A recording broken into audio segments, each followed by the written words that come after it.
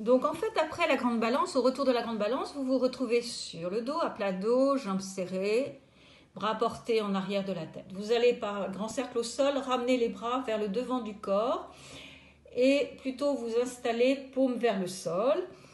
Et puis vous essayez, alors là c'est vraiment en fonction des possibilités, si c'est une posture que vous n'appréhendez pas du tout, bah vous l'oubliez carrément, on peut oublier aussi une posture. Et sinon, c'est en fonction là aussi des possibilités. Le plus intéressant étant de sans élan, à partir de cette position, en ramenant les genoux vers la poitrine, passer en charrue. Ça demande de la puissance. Et si on ne peut pas, eh bien on prend de l'élan pour se retrouver en charrue qu'on ne va pas tenir. Mais on va installer la charrue de façon tout à fait juste quand même, mais on ne va pas la tenir. Et on va revenir avec cette façon qu'on ne prend pas souvent, qui est la façon rapide de revenir de la charrue. Et alors là, attention, c'est très très rapide. C'est-à-dire qu'en fait, on va venir rouler vers l'avant, en se laissant rapidement rouler vers l'avant, pour aller tout de suite de la charrue se retrouver en posture de Paschimottanā, en posture de pince, avec le plus de flexion possible.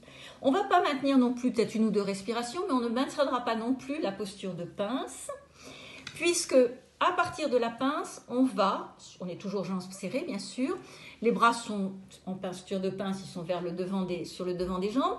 Donc en inspirant, on va en fait, par le devant, monter les bras à la verticale, redresser tête et buste pour se retrouver le buste vertical, les bras verticaux.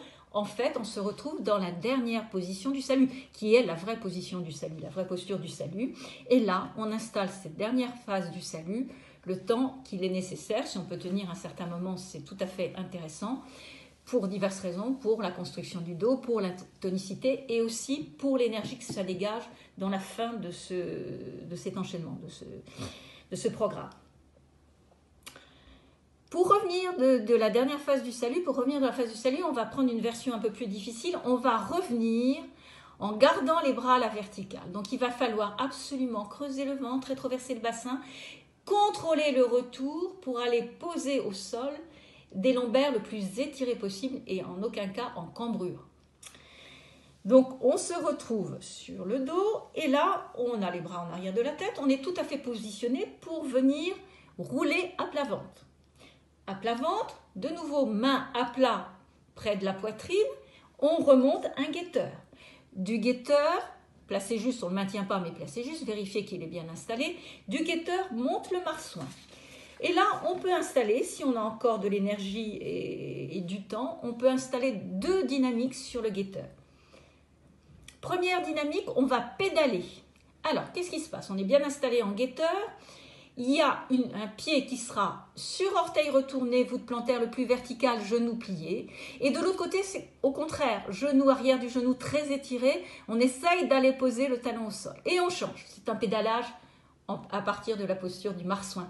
On pédale la posture de marsouin au rythme qu'on veut. Au départ, vous pouvez aller lentement pour essayer de bien sentir ce qui se passe. Et puis après, on peut accélérer, donc là, en respiration libre, bien sûr, et on accélère. Ça, c'est un premier exercice.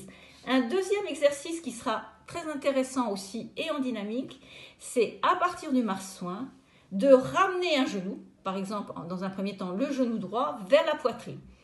Et on réinstalle. Et on réinstalle plusieurs fois. Alors là, on essaye d'aller rapidement, ça va rapidement, on fait 5 à 10 fois si on peut, toujours à droite, puis après, la même chose à gauche.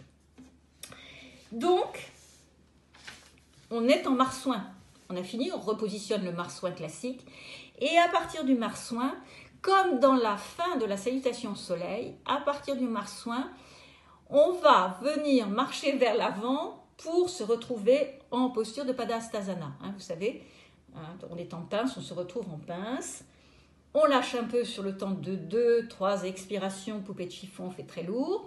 Puis, inspire, remonte très lentement, buste, tête à la verticale. En même temps, par les côtés, les bras vont monter pour se retrouver main jointe en prière à la verticale. Expire, descend de nouveau les mains au niveau du plexus. Et de la même façon qu'on a commencé par cette position de samastiti, de posture debout, main jointe en prière au niveau du plexus, coude bien en ouverture, on termine là aussi le temps de quelques respirations. C'est très important, ça permet de canaliser les énergies, de bien les intégrer et à d'autres niveaux de faire de nouveau le sas entre tout le travail qui vient d'être placé, tout ce travail qui vient d'être placé, effectué, et le temps extérieur qui va arriver après. Voilà, vous avez de quoi travailler pour toute la semaine.